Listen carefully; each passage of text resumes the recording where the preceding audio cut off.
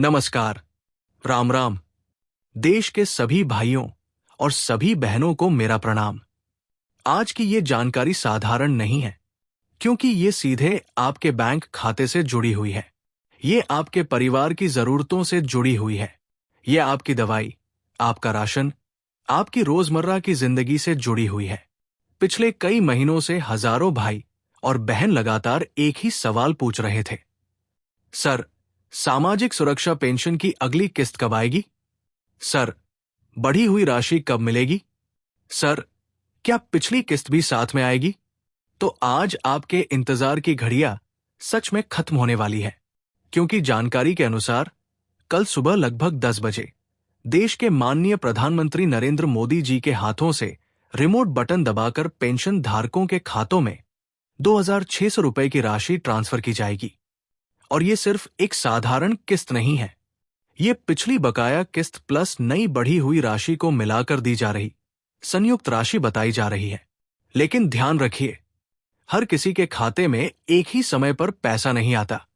Banking system में प्रक्रिया batch में चलती है, इसलिए अगर सुबह 10 बजे घोषणा हो जाए और आपके खाते में तुरंत पैसा ना दिखे, तो घबराने की जरूरत नहीं है। वीडियो को अंत तक देखिए, क्योंकि मैं आपको बताऊंगा किसकी पेंशन तुरंत आएगी, किसकी थोड़ी देर से आएगी और किसकी रुक सकती है। और अभी कमेंट में लिखिए, आपका जिला कौन सा है, आपकी पेंशन कितनी है, पिछली किस्त मिली या नहीं, किन किन को मिलेगा लाभ।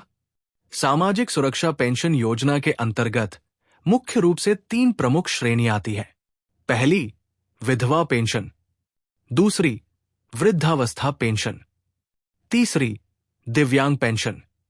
इन सभी श्रेणियों के लाभार्थियों के लिए ये राशि जारी की जा रही है।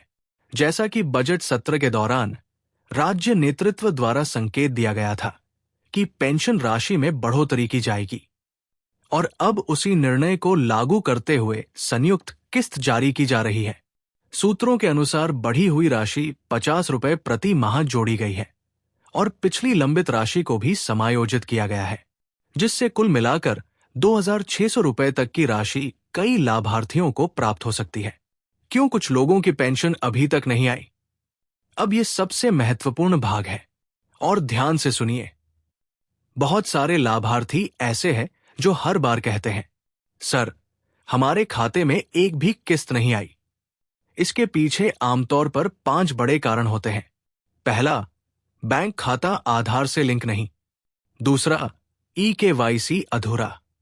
तीसरा, वार्षिक जीवन प्रमाणन नहीं कराया। चौथा, दस्तावेजों में नाम या जन्म तिथि अलग। पांचवा, बैंक खाता निष्क्रिय। यदि इनमें से एक भी कारण है तो भुगतान सिस्टम में फेल हो सकता है। और याद रखिए, DBT प्रणाली सीधे आधार लिंक खाते में ही राशि भेजती है। सरकार भुगतान कैसे जारी करती है?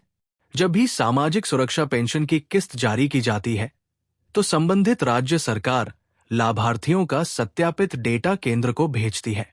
उसके बाद वित्तीय स्वीकृति मिलती है और DBT के माध्यम से सीधे बैंक खातों में राशि ट्रांसफर होती है। इस पूरी प्रक्रिया की निगरानी डिजिटल सिस्टम से होती है, इसलिए अगर आपका रिकॉर्ड अपडेट नहीं है तो सिस्टम खुद भुगतान रोक देता है। कल सुबह 10 बजे क्या होगा? जानकारी के अनुसार एक कार्यक्रम के दौरान रिमोट बटन दबाकर राशि ट्रांसफर की जाएगी। ऐसे कार्यक्रम पहले भी कई योजनाओं में हुए हैं, जहां लाभार्थियों के खातों में सीधे पैसा भेजा गया।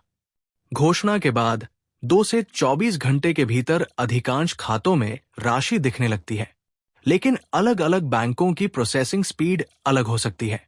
इसलिए अगर आपके पड़ोसी के खाते में पहले आ जाए और आपके में ना आए, तो चिंता मत कीजिए। अगर 24 घंटे बाद भी पैसा ना आए तो क्या करें? सबसे पहले बैंक पासबुक अपडेट करवाएं। फिर बैंक से पूछें कि आपका खाता आधार से लिंक है या नहीं। इसके बाद नजदीकी जनसेवा केंद्र या ई-मित्र पर जाकर पेंशन स्टेटस चेक करें। अगर कोई त्रुटि दिखे, तुरंत सुधार कराएं। भावनात्मक सच, पेंशन सिर्फ 1,300 रुपए या 1,500 रुपए नहीं है। ये बुजुर्ग पिता की दवा है, ये मां की किराने की पोटली है, ये विधवा बहन का सहारा है, ये दिव्यांग भाई की उम्मीद है, इसलिए जब राशि देर से आती है तो चिंता बढ़ती है। लेकिन अगर दस्तावेज सही है तो आपका अधिकार कोई नहीं रोक सकता। महत्वपूर्ण सावधानी, कई फर्जी कॉल और मैसेज भी चल रहे हैं जो कहते हैं कि पेंशन चालू कराने के लिए 500 रुपए जमा करो। ऐसी किसी भी बात पर भरोसा मत कीजिए। सरकारी योजना में पैसा लेने के लिए किसी को फीस देने की जरूरत नहीं है। एंगेजमेंट ब्लॉक, अब मैं देखना चाहता हूं। हमारे साथ कौन कौन जुड़ा है, कमेंट में लिखिए। पेंशन 2600 रुपए मिली या अभी तक नहीं मिली, और अगर अभी तक नहीं मिली तो कारण भी लिखिए। अंतिम संदेश, कल सुबह 10 बजे से प्रक्रिया शुरू होगी। 2600 रुपए तक की संयुक्त राशि कई लाभार्थियों को मिलेगी, लेकिन शर्त यही है, रिकॉर्ड अपडेट होना चाहिए। इसलिए अभी से बैंक और दस्तावेज जांच लीजिए। अगर जानकारी उपयोगी लगी, वीडियो को ज्यादा से ज्यादा शेयर कीजिए, चैनल को सब्सक्राइब कीजिए, बेल आइकन दबाइए ताकि अगली अपडेट सबसे पहले मिले। जय हिंद, वंदे मातरम।